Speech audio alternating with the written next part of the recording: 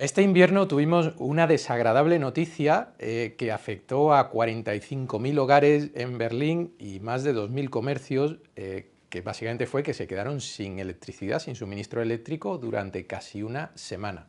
con temperaturas que llegaron a los 12 grados bajo cero. Es decir, personas sin calefacción y sin poderse calentar pues un vaso de leche.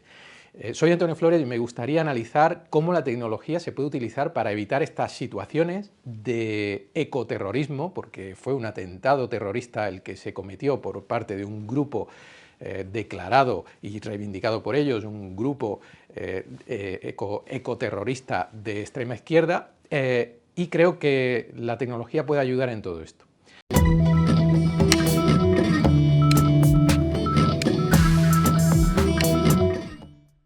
¿Cómo puede ayudar la tecnología a evitar situaciones de este tipo de ataques? Los ataques terroristas son siempre indeseables, da igual que los cometa un extremismo islámico, da igual que los cometa una reivindicación política del ramo que sea, da igual que los cometa un grupo terrorista que pretende defender el medio ambiente. Da igual, son ataques contra la seguridad física y personal de muchas personas que en muchos casos terminan en resultado de muerte, en otros casos terminan en resultado de pérdidas desastrosas y millonarias que tienen que correr a cuenta del resto de la ciudadanía, con lo cual son personas indeseables en esta sociedad y que deberíamos combatir.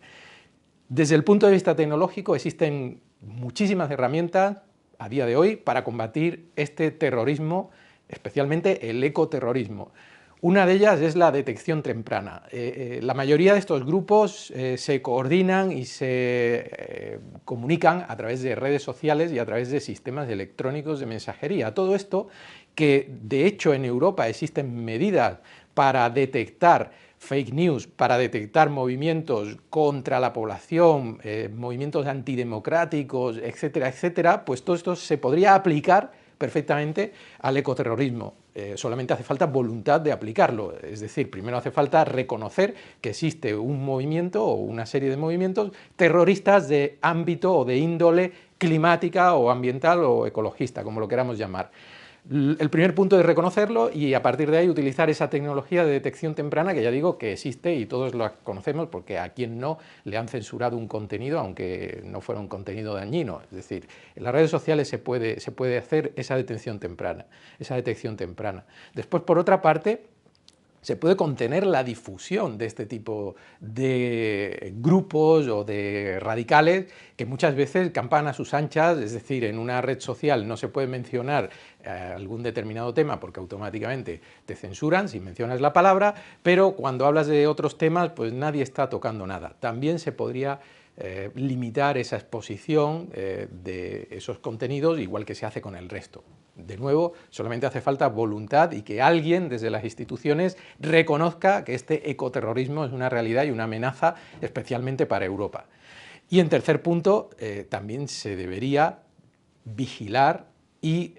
reestructurar la seguridad de todas las líneas de infraestructuras críticas, en este caso del sistema eléctrico. En el atentado de Berlín, pues básicamente se quemaron unos cables que eran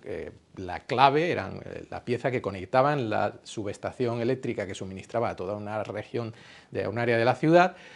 con todas las viviendas, es decir, fue premeditadamente un ataque estratégico. Pues todo esto se puede proteger mediante medidas de vigilancia, ya sea por videovigilancia, ya sea por detección de amenazas, por limitación de acceso a determinados puntos o por el uso, por ejemplo, de drones para monitorizar en tiempo real determinadas partes críticas de la red. En definitiva, tenemos muchísimos medios y hay muchos más. Otro que se me ocurre sobre la marcha es el bloqueo de la financiación, de las fuentes de financiación de estos grupos radicales que claramente están identificados y claramente tienen unas fuentes de financiación concretas, igual que se hizo el bloqueo de la red SWIFT, por ejemplo, a Rusia cuando se produjo la invasión de Ucrania, pues ya a estos grupos se le podía bloquear perfectamente las cuentas bancarias en cuestión de segundos, si existiera esa voluntad política de hacerlo. Como digo, en un mundo digital donde todo se puede manipular pulsando un botón, es muy sencillo limitar, aunque no se pueda evitar al 100%, pero limitar el alcance de este tipo de atentados terroristas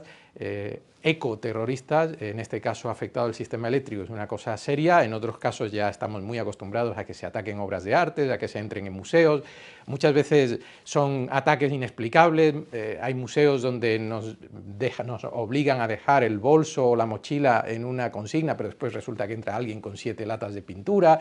Cuestiones muy extrañas que al final la tecnología existe de sobra para detectar y prevenir este tipo de atentados, pero lamentablemente el problema es que parece que no existe una voluntad política en las altas esferas, ni siquiera de reconocer que este ecoterrorismo, repito, es una forma nueva de terrorismo a las que nos tenemos que ir acostumbrando, porque cada vez en el atentado de Berlín, probablemente cuando se atenta contra una obra de arte solamente hay un daño al patrimonio, aunque sea multimillonario, pero en el atentado de Berlín se dejó a 45.000 familias sin calefacción durante casi una semana con temperaturas de 12 grados bajo cero. Obviamente no vamos a tener los datos estadísticos de cuántos muertos ha provocado eso, porque a nadie le interesa publicar esa cifra, pero estoy seguro de que va a ser más de uno y más de dos, con lo cual pues creo que es un tema de preocupación